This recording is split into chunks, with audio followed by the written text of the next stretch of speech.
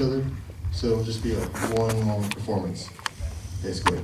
So kind of sit in and enjoy.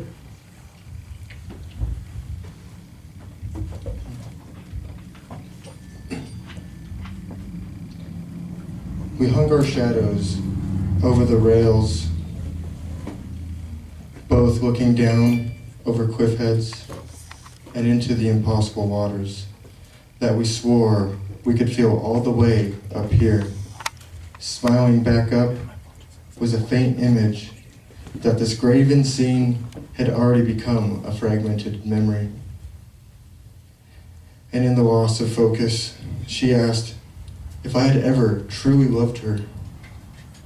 There was no question that I ever had a better answer to. And when her eyes anticipated, striking me with an enamored gloss, I thought of how high up above these thunderous tides that crashed below my feet truly appeared to be. Almost as if she knew I was willing to say yes, that I'm willing to jump along in the dive that will last forever.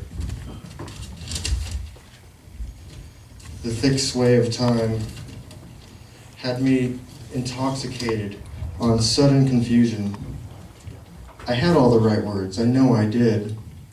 I had practiced the romanticism in my head, and I know I had selected the perfect words, yet I still fell silent.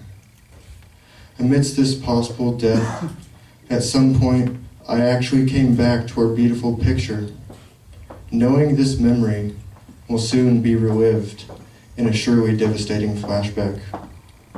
And I took, through silence with weak mumbles, what tremendous source of happiness she was to me.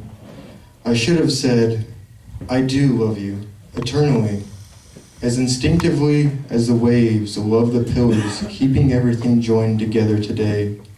And just as we are sitting alongside this humming infinite sea. But instead, you accepted my stuttering uncertainty with the regret of sharing yourself above pale temptation. Waking up now for your first time, you were submerged alone into the depths, in a grave which never surrendered peace to your name.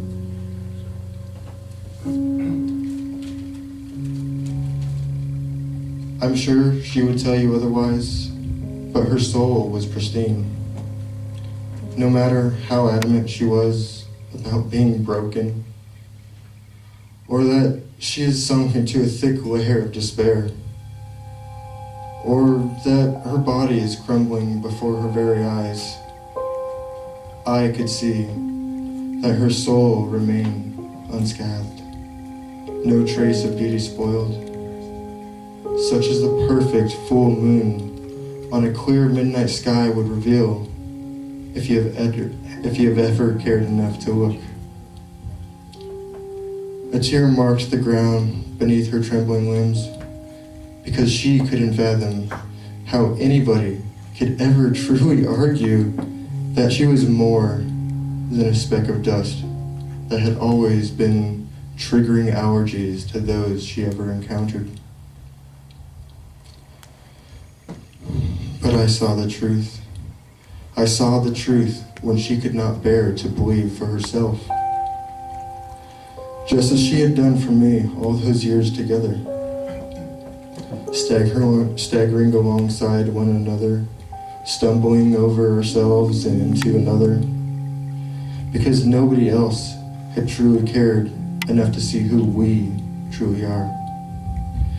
Yet we stuck side by side, and now, 1 decade later, not a doubt came to mind that she was pure, that I was pure, and that we were one soul, traveling together like we always have.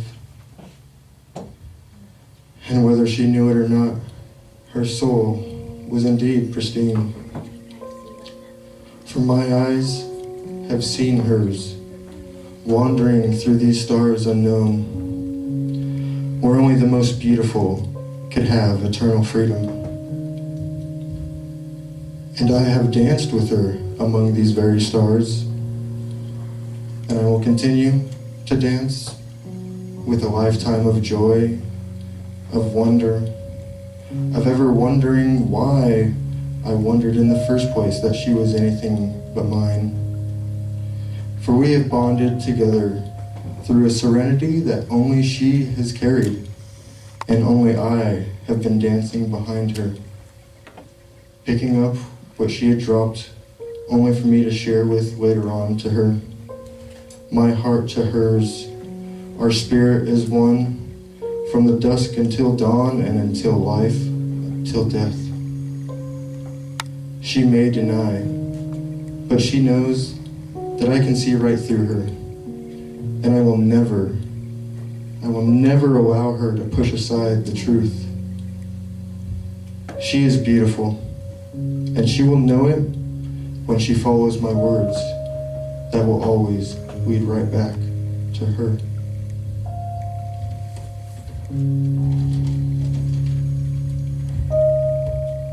I don't make any statements when there are already so many that demand questioning.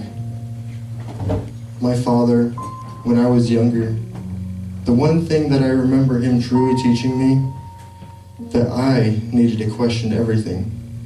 And so I did, asking him, why do we have to question anything to begin with? Anger was red in his cheeks, and all he told me was, because you are too curious to understand why the world does not question you. For years, I never really understood what he meant by that. And so it must have been true, to which I would again ask myself, am I too curious? But I know now what he meant by that, after I've seen shotguns taking away my only friends, because they too had to question why they were so confused, why they had not been a question for the world. But we are not confused.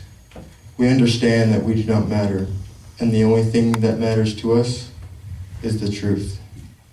And in truth, you either live searching or you die knowing. Thank you. Thank you.